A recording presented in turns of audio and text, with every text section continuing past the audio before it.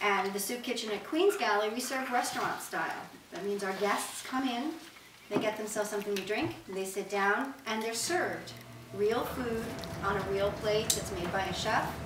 And we're served in courses, which means you start with a soup or a salad, and then go for an entree, and the entree, that plate, we have a little picture in our kitchen, and you guys might have seen it, and I'm sure this school year you'll see it more. There used to be a pyramid. The USDA had the My Pyramid. Well, it's been changed now. It's more of a plate to give you a better idea of what your plate should look like.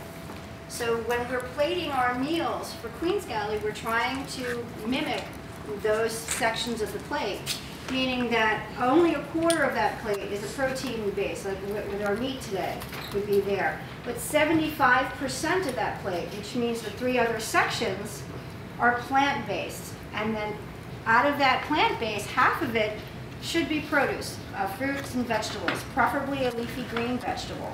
Because a lot of us, adults, children, here in the United States, here in Kingston, aren't eating enough fruits and vegetables. And bizarrely enough for me, it's there are so many even adults that aren't eating a fruit. I always thought that that'd be the first thing the kids would grab, but some people can't have some fruits though. There are, but then you work your way through, and there are other fruit. If you can't have one kind, if it's an allergy or a sensitivity, there are some people that don't digest. There's an enzyme called papain that is in pineapple and kiwi. That sometimes it makes your mouth itch a little bit. So you would avoid that and maybe go into another type of fruit. So like an apple or banana. An apple or banana, and there's peaches, plums, apricots. There are so many fruits to choose from, and so many of them that are grown right here in the Hudson Valley. We're really lucky that we have access to so much food that's grown around here. So the other thing that Queens Galley does, aside from the soup kitchen that feeds people who are hungry today, we have a small farm. Actually, we have one really small farm and one small, getting larger farm. We have a 1/4 acre right here in the city of Kingston, the South Pine Street Farm Project. We use this to teach people how to grow their own food, how to be good stewards of the land. And that just because you're planting something, if you're not really careful about how you're planting it, how you're growing, what you're putting into the soil, if you're not a good steward, which means if you're not being responsible for that land while you're growing, the land isn't going to keep feeding you. Eventually it's just going to give up, like anybody else. When you work and work and work and work, you get tired. If you don't have time to rest in between, and if you don't give yourself all the nutrients that you need, you're not going to be able to be productive. And it's the same thing with our land. That if we don't give it the nutrients that it needs, and if we don't give it the rest that it needs, it's not going to produce for us. Next step after we teach people how to grow food, now what do you do with it? You have 500 pounds of zucchini, right? Everybody's got a garden with all the zucchini.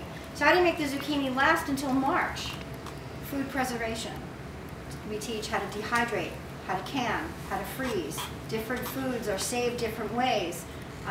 There are certain things you can do with a tomato that you can't do with a potato to save it.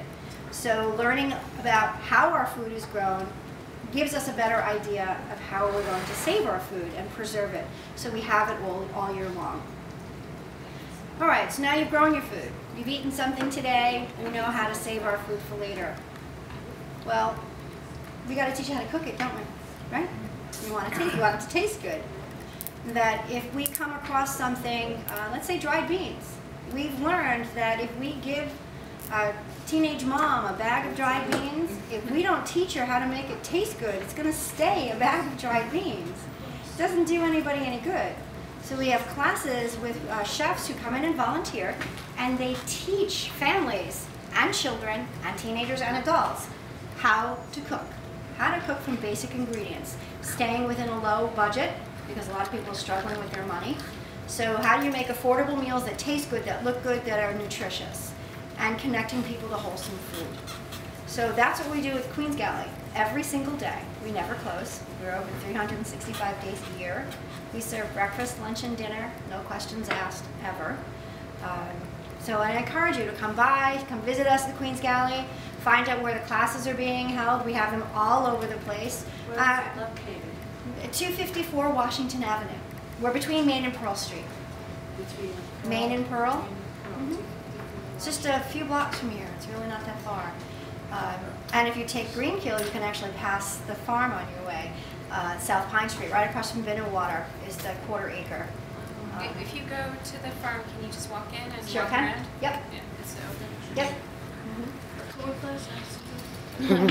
That's it. Do you have any questions before you play Assassin? No? All right, well, I hope to see you either at the farm or one of the Cooking Matters classes. Or at the farmer's market. Come to the Wall Street farmer's market. Come visit us. We have a booth there. What was your name again? Diane. I'm Diane Reeder. Let's I don't thank. know if my wife might have. I don't know if she came over. She graduated from the CIA, and she's working at a private school in media. She talked to you guys at one point. Her name is Robin Song. Yeah, actually, yeah. I don't think she ever kind of followed up with you guys as well as she should Well, have. she's not here, so there's still time. Yeah, I know. She's settled into the new job there. So Yeah. Yeah, definitely. I'll have her come back to you. Very cool. When did she graduate from CIA?